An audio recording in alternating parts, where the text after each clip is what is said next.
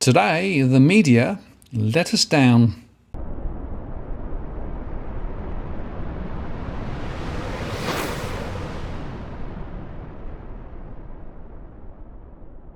Hello again, it's Martin North from Digital Finance Analytics, one latest post covering finance and property news with a distinctively Australian flavour. Well, over the last few weeks through the election campaigns, I was banging on about the content-free debates and the very poor performance from many journalists. Well, Dennis Muller, the Senior Research Fellow for the Centre of Advancing Journalism at the University of Melbourne, wrote in The Conversation how the reality-distorting machinery of the federal election campaign delivered subpar journalism. And boy, it's a good article which really underscores the thing that I've been worrying about for some time. He says, the nightly television news coverage of the 2022 federal election was among the most juvenile and uninformative in 50 years. Given that about 61% of Australians get their news from television in an average week, this matters. The pattern was set early on unimaginative, slavish PR stunt footage of the leaders combined with young go-getters in the travelling media packs trying to make a name for themselves with gotcha questions. It's a pattern that's been developing for a long time and for which editorial leadership in Australia's main newsrooms is responsible. Leadership of my own generation included, he says.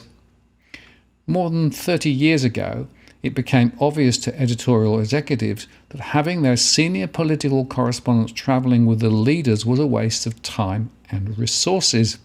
Instead, the senior correspondents were encouraged to base themselves in Canberra and to be selective about where and when they went on the road.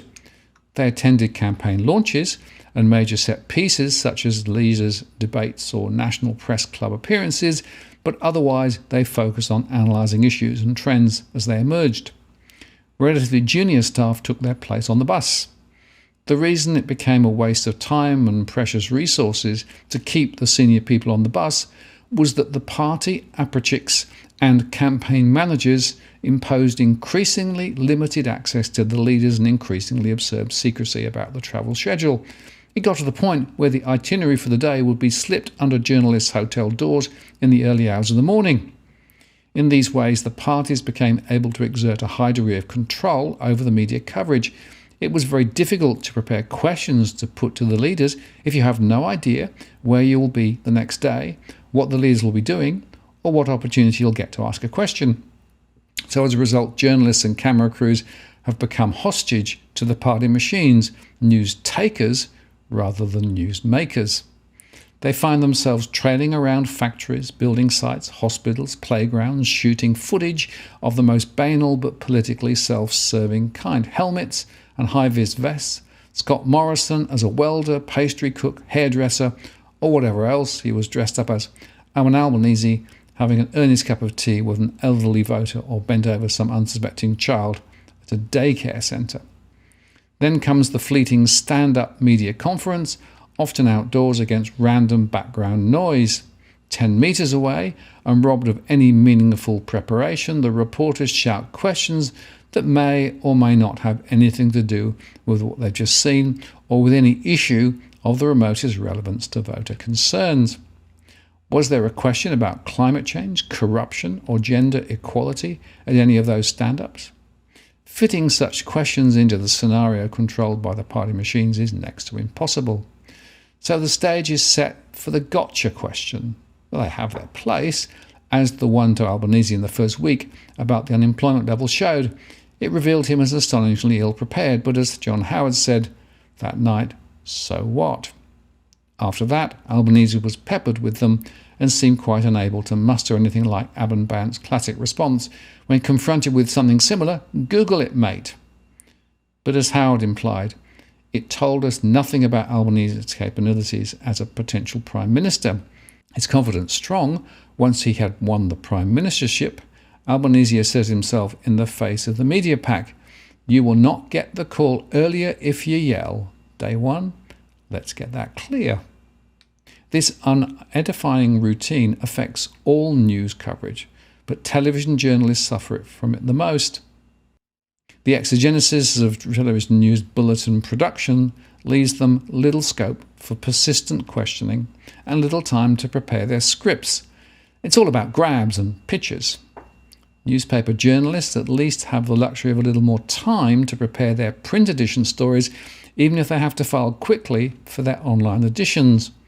What can editorial executives do in the face of this? Well, for one thing, they do not have to run the tiresome, cliched footage of politicians doing stunts. Shoot it by all means, but there is no need to use it unless something newsworthy happens. For another, they need to do a lot more to brief their junior staff on the bus about questions that might constructively inform the audience. Take the unemployment figures.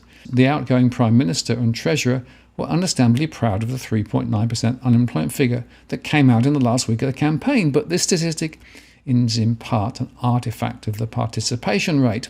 When people are so discouraged, they stop looking for work.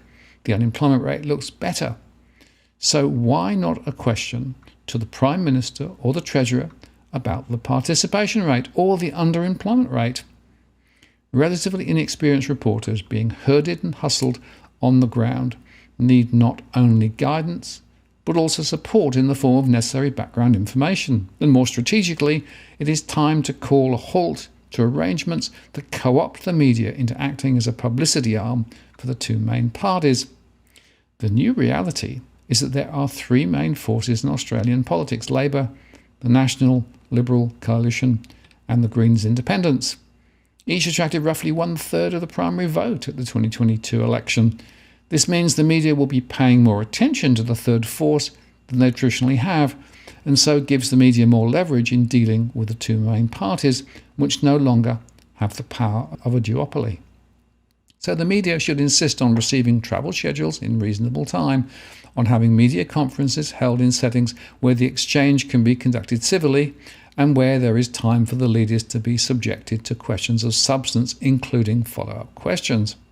As the COVID-19 media conferences showed, these can elicit useful information because journalists are, on the whole, not piranhas, but intelligent people keen to do right by the public. It is not they, as individuals, who are to blame for the appalling television coverage that we've seen over the past 6 weeks, but the whole reality-distorting machinery in which they're caught up. Well, I think that's absolutely spot on. The question is, will anything change? Or will the political machine effectively dominate the media machine?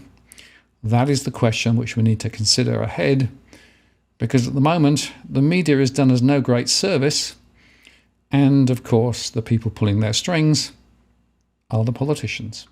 I'm Martin North from Digital Finance Analytics. Many thanks for watching, and I'll see you again next time.